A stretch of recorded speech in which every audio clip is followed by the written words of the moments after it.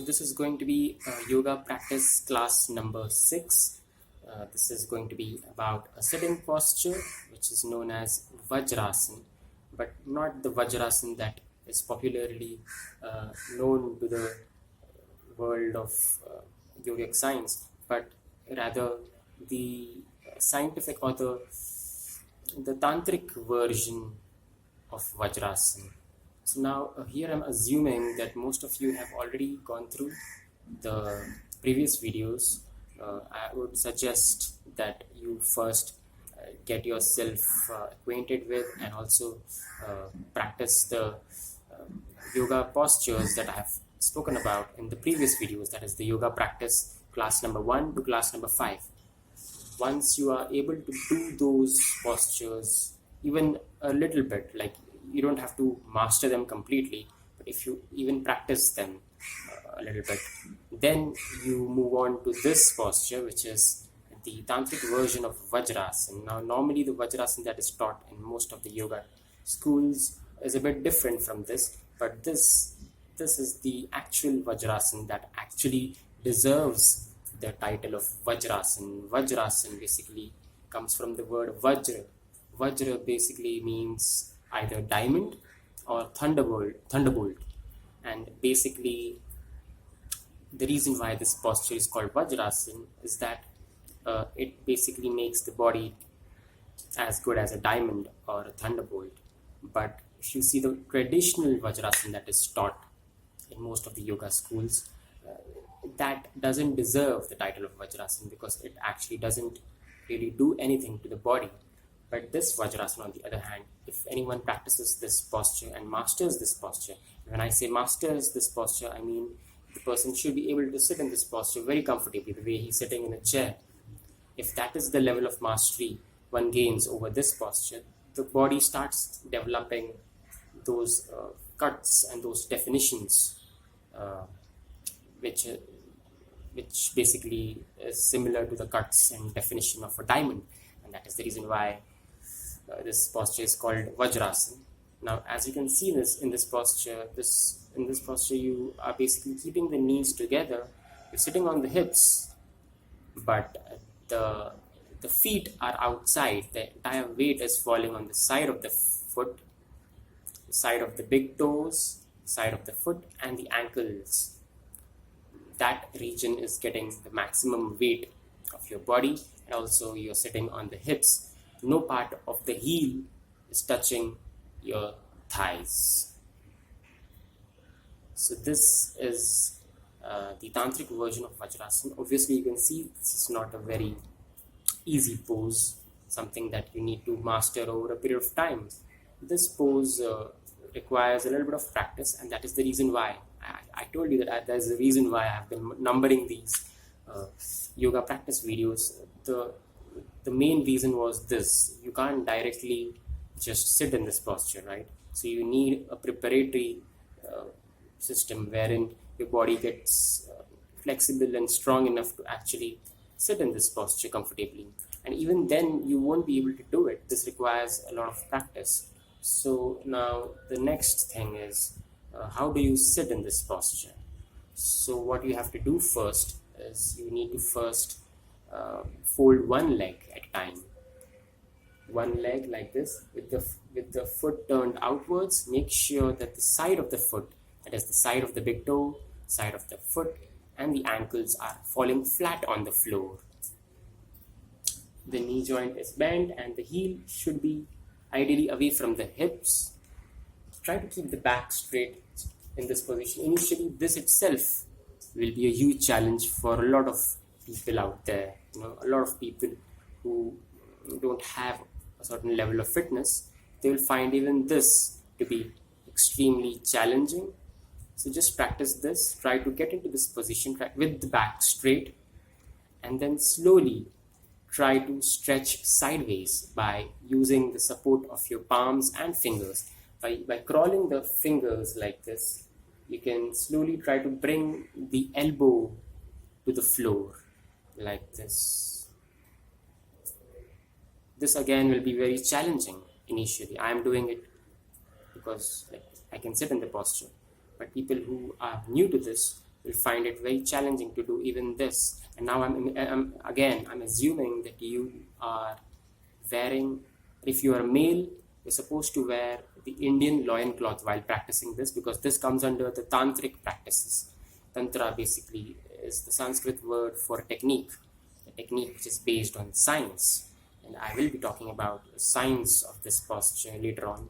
But for now, understand that all the males who are trying to practice this, females can just wear tight underwear, but males, it's compulsory that you need to wear a langot, which is the Indian loincloth, whenever you're practicing this or any of the yogic practices that I have mentioned in this YouTube channel. So right from the beginning, when you're starting your fitness journey, you start with yoga practice class number 1, then 2, class number 3, class number 4, and class number 5, and then you try to do this. That way your body will be in a safe position to practice this posture. Otherwise you may end up injuring your body. So, and even then, when you're practicing this posture, this is how you start, with one leg at a time.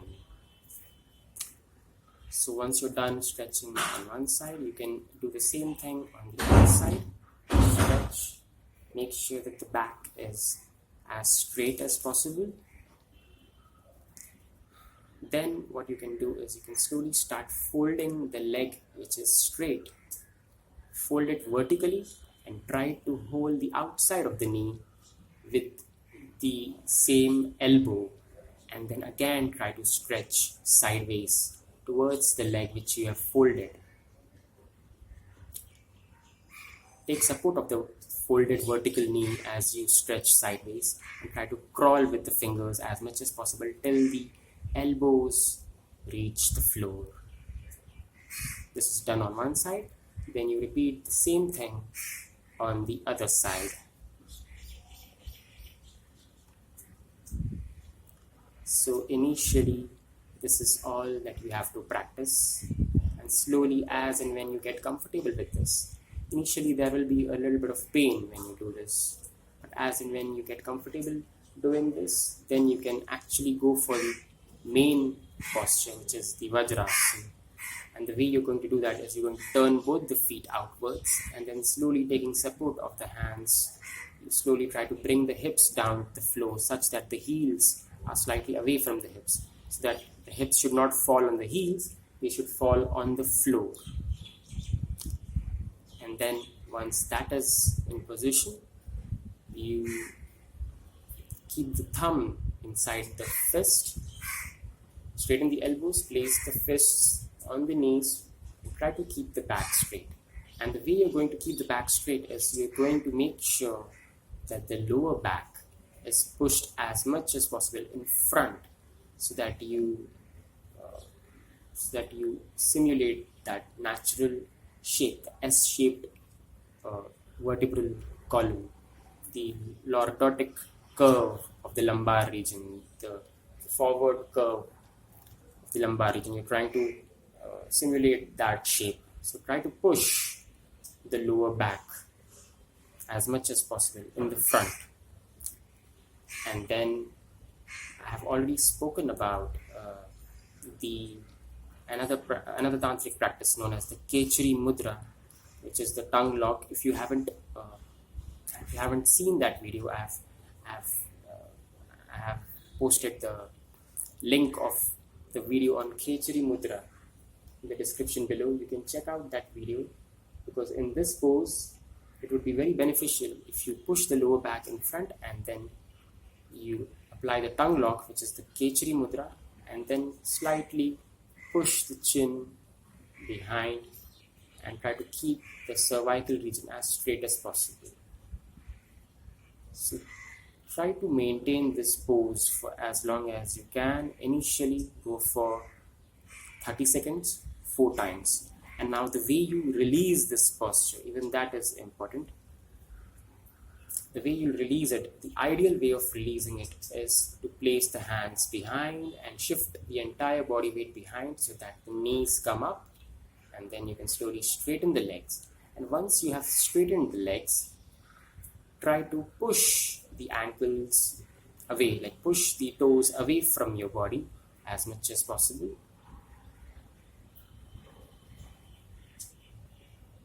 and then push the toes towards your body as much as possible. Do this 3 or 4 times, and then keep the ankles pushed and the toes pushed towards you as much as possible, and then try to bend in front, keeping the knees as straight as possible. This is what you're going to do every time you release the Vajrasana initially when your body is new to this posture. This will ensure that you will not injure your knee joint, and everything will be, all the muscles and the health of the leg will be just the way they should be. It will not harm the legs when you practice this posture. Then again go for the second round. Try to hold for 30 seconds and do it 2 more times. So 4 times 30 seconds. Initially that would be good enough, but slowly try to increase the duration of this posture. Try to maintain this Vajrasana posture, tantric version of Vajrasana. And now let us look at some of the benefits of this posture. You may have noticed that it is basically very beneficial, firstly for the foot, the feet, the natural shape of the feet, enhances the natural structure and shape of the humanoid feet. Apart from that, it stimulates all the acupressure points in the feet. It will help in stimulation of a lot of endocrine glands in the body. And apart from that, if you notice, this is a very good mobility or flexibility practice for the knee joint, because it is turning the knee joint as well as the ankle joint outwards. This, along with the very popular lotus pose, they are like complementary poses. They will ensure that the health of the knee joint and ankle joint, basically the joints of the legs, including the hip joint, they will keep those joints very flexible and healthy forever. As you can see, they are covering the entire range of motion. In the Vajrasana, the knee joint and the ankle joints are bending outwards, whereas in Padmasana, the knee joint and the ankle joints are bending inwards. So they will ensure complete mobility and flexibility of the joints of the legs and the hips. Apart from that, if you see in this posture, you are locking the legs in that position. So it will ensure that all the blood that normally flows into the legs, that blood will pool around the waist region. Now, why is that important? You must have noticed that you can lose fat all over the body. Even when you do cardio or any exercise, you will first start losing fat all over the body, but you will have a hard time losing that stubborn fat in the waist region. That is the fat that causes a lot of problems. It's also known as visceral fat. You will work out every day and you will be able to get rid of all the fat in all the parts of the body, but you will have a hard time losing that stubborn belly fat. And that is because it's not that fat gets reduced according to some partial system. No, it's not like that. It's just that fat mobilization happens. Fat mobilization is basically the preparation. Like when you work out, the fat is basically used for the generation of energy, like for burning calories. So initially, for that purpose, fat is mobilized all over the body. Fat mobilization happens all over the body. There is no such thing as spot reduction when it comes to fat reduction. So fat will start getting mobilized all over the body. But unfortunately, fat reduction happens by a two-way process. One is the starting process, is fat mobilization. All the fat cells, the fatty tissue, it gets prepared for burning of calories. So that fat mobilization happens all over the body. But the second step, which is the fat transportation, that basically happens from those parts of the body where the blood circulation is very, very good.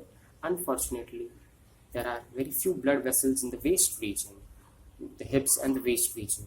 So what happens is fat mobilization happens from all over the body, especially from the neck, the face. You lose fat all over the body, but you won't lose fat from the waist, because fat transportation, which is happening because of the circulatory system, that happens mainly in only those areas where the blood circulation is good. And unfortunately, because the blood circulation in the waist region is not so good, That's the reason why most people are not able basically lose fat in the waist region no matter how much they exercise. So the solution for this problem is to make sure that you work out, as well as make sure that the fat transportation is also happening from the waist region. And the best way to do that is to increase the blood circulation in the hip region and the waist region. And if you observe this posture, it's doing just that. It is ensuring that all the blood is getting locked. It will not allow flow of blood towards the legs. It can make the legs feel a bit numb initially if you're not used to this. But as and when you get used to it, you will see that it becomes more and more comfortable and your body becomes lighter and lighter, because this is not just a physical practice.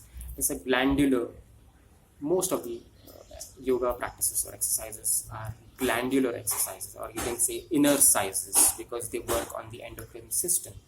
So not only will it affect the endocrine system, it is also ensuring that there is proper pooling of blood or better blood circulation in the hip region and the waist region. So this is actually, this posture, this Vajrasana is the most efficient way of losing abdominal fat and visceral fat, which is the main cause of most of the chronic ailments in the world.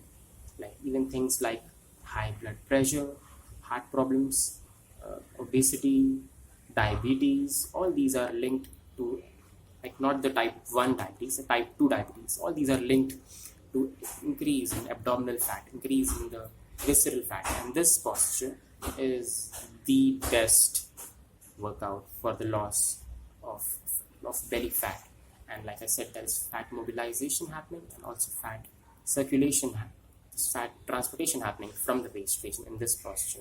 And also because you're keeping the spine straight, there are more than 300 muscles in and around the spinal column. Those muscles are getting engaged. So you are actually, there is time under tension for all those muscles. So that is obviously going to require calories, right? Will burn calories. And most of that calorie burn will happen from the waist region when you maintain this posture. In fact, if I'm not wrong, this has been my personal experience. You manage to do this posture for 15 to 20 minutes with the back straight, with the lower back pushed in front like that, you will lose all the fat in the waist region. 15 to 20 minutes with the lower back pushed in front. So that is another reason why you should be doing this. Also, like I said, the spine. I have often spoken about how the spinal column is very important. This posture, obviously, it ensures that the muscles that surround the spine, they are strengthened. And that is the reason why this is known as this. Another reason why this posture is known as Vajrasana, because it makes the body just like a Vajra. Vajra means a diamond. So this is it. This is it for now. This was yoga practice class number 6. I'll be making another video on the lotus pose, which is the Padmasana, which is complementary to this posture. So just remember all the things that I've spoken about in this posture, and also the benefits. This is one of the most beneficial. In fact, this is a type of panacea for all chronic ailments, because you see, right from joint problems, back problems, to all the physiological problems, this posture, it solves all those problems. It also affects the endocrine system. So even hormonal imbalances get corrected by this. Apart from that, it also improves your reproductive health, your sexual health. So that is it for now. I hope you were able to learn something from this video, and thanks for watching.